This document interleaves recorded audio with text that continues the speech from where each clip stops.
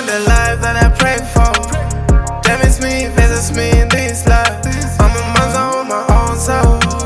Everything I touch goes broken. These planes, I'm insane, tryna move in. I'm tryna run away from him, but he's catching up. I'm tryna find change, but it's drinking me down. I'm a prisoner of my own mind. Caught up in this circle of thoughts, unkind. Lost in this world of black and white. Trying to find color, dim in the night. The shadows there, the demons turn me. But I keep on fighting, I won't let them hold me. Feeling so. Sanibonani babuyela channel. La ngikhona khona ngiseWitbank branch. Okhuluma nani ke abanye sengiyenzela amajobelo Nkosi.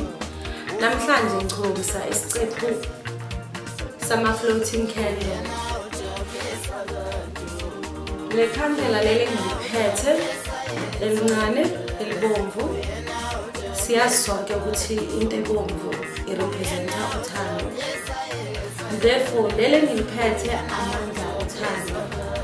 Uma kungenzeka umuntu angasakulaleli noma akasakuzwa noma nihlala ninenkinga nibathi niyacazulula solazulu. Le candle lele amandla othando livuselela uthando njalo lenze futhi nibe ngezelelane kuzo zonke imicibisholo enihlangabezana nayo. Bese ngiphatha ikhandlela elibiziwa ngedlozi khuluma candle. Idlozi khuluma candle yona ke ngichaza kakhulu ekutheni ubathi uyahamba into zakho zikuvela amabhadi amaningi. Lona ke ulisebenzisa ukuconnecta namadlozi wakho uwacela ukuthi akusibekele abe nawe futhi akwazi ukuthi akufundise ongazi ngabo kabanzi. And then ikhandlela lami lesithathu kuma floating candles lona libiziwa nge-ocean going. I-ocean going yona inceda uma ngabe ubhekene nezibopho noma abantu bakufasele benza yonke imoya emibi duzane namanzi. Lona liyanceda ke ukuze ukuthi nikwazi ukuthi nichashule zonke izibopho ezisuke zenzelwe duze namanzi. So uma ungalithola uyobungalahlanga kodwa uyoba usiza wena ukuze ukuthi impilo yakho ibonakale noma zonke oyidingayo futhi letha ukuthula.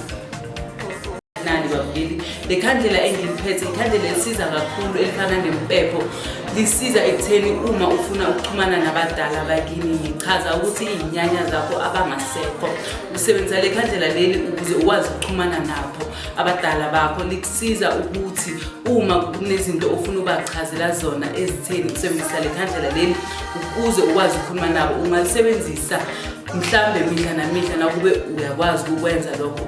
Usebenzisa kanjani candle leli?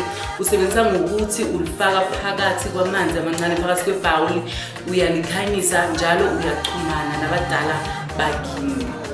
And then ikhandlela elinye engiliphethe lesihlanu organic spring water. Le candle leli likusiza ezintweni eziningi.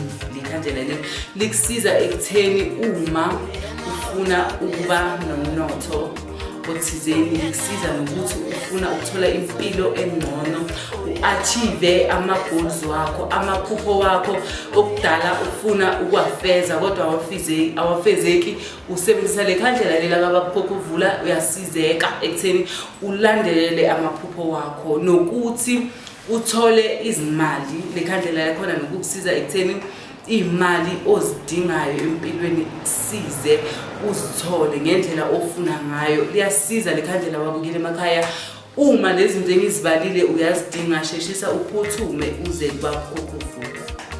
Ngiyabonga. Le candle ke engilithathayo lona libiziwa nge-flaming cloud. Litholakala ngegold. I-flaming cloud ke yona incedisa ekutheni ukwazi ukuthi wazeke kubantu futhi babe aware ukuthi ipresence yakho ikhona ngaleso sikhathi. Liphinde lingichaze ukuthi liletha izibusiso nokuthi nawe kwasemqondweni ukwazi ukufocus kuyo yonke into oyenzayo. Ngisasho babukeli emakhaya ikhandlela lesihlanu engiliphethe la ekhaya ibizwa ngokuthi i-Pine Tree Green Flame.